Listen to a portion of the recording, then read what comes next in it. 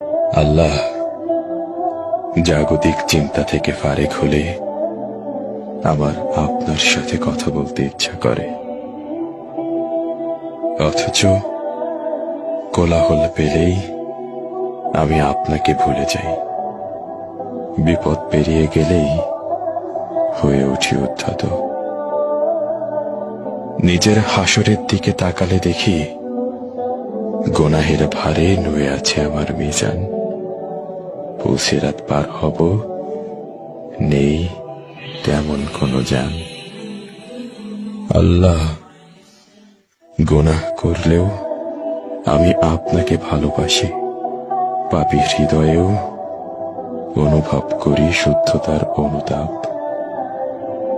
আপনার সাথে আমার কথা বলতে ইচ্ছে করে। আপনি আমাকে হেদায়েত দান করুন, ক্ষমা করুন আমার যাবতীয় পাপ।